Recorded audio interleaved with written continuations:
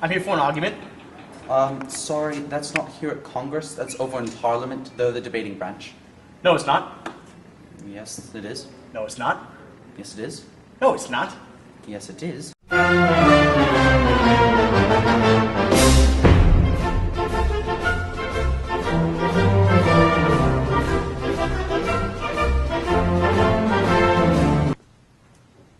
Before there was government, there was anarchy, the lack of government. And then the cavemen arrived, and critocracy started. Critocracy is the unknown form of government that is involved in eating shredded cabbage with mayonnaise. Then the Greeks appeared with their democracy, and the Persians with their dictatorship. The Roman Republic appeared, and then the empire took over. Governments have formed and fell, monarchs have risen to power, and succumbed to the decay of time. Advisors like the great Bismarck were made, and politicians were given birth, and then gave birth, and then made other people give birth to politicians. And now there are so many politicians in the world and different types of governments, it's hard to keep track of them all. So here I am, to give you a short list of the types of governments you may not know have existed.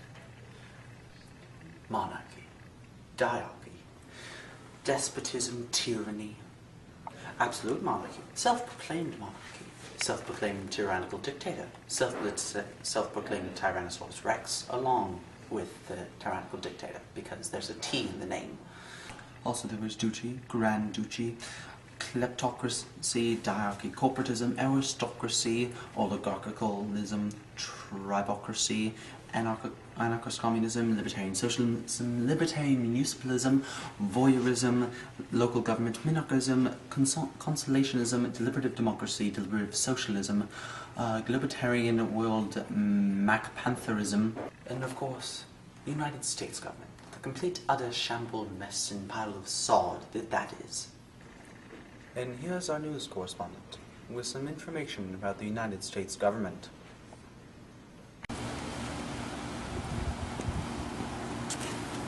Hello, I'm Mr. Winthorpe. Traditionally, there are three branches to the United States government: the legislative, the executive, and the judiciary. But there is a fourth branch, not so often spoken of. And that is the bureaucracy. It is hard to explain what the bureaucracy is, so we have brought some bureaucrats here to help show you.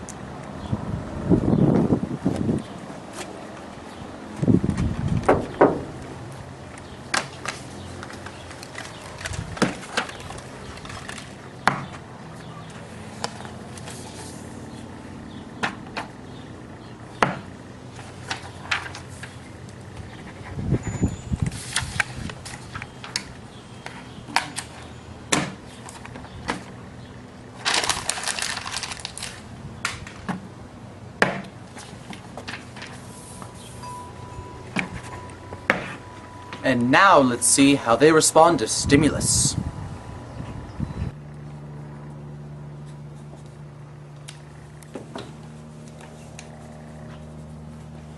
Hello, I'm here to see Mr. Smith.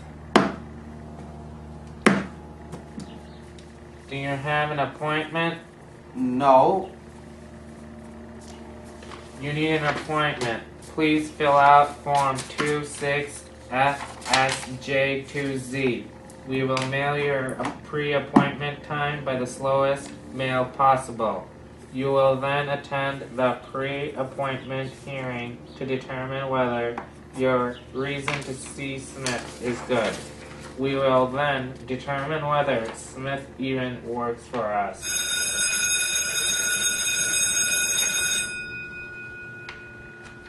Lunch.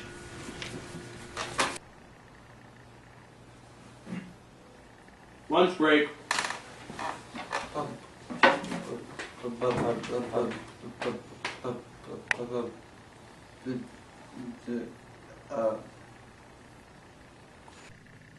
Hello, this is BBC News.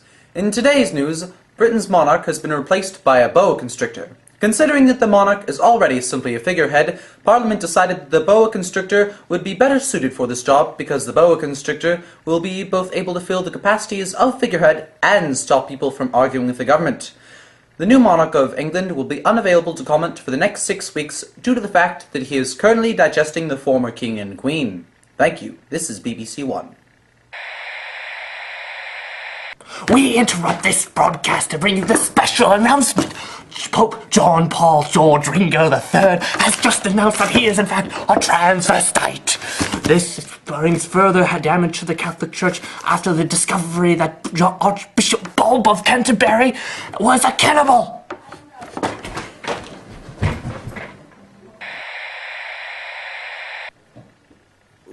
We're sorry about the previous announcement.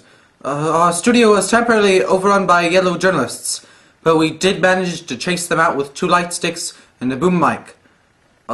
The previous announcement you heard was entirely false. The Pope is not a transvestite, but merely met a transvestite, and Archbishop Bob is not a cannibal, but merely is a Canadian. What is this terror that is plaguing our countries and our media stations? What is it that is destroying our country and dividing our nation? What is yellow journalism? What is this horror? This terror? This fiend from hell? What is this terrorosity? And I'm making stuff up now. This horror! It's horrible! Yes.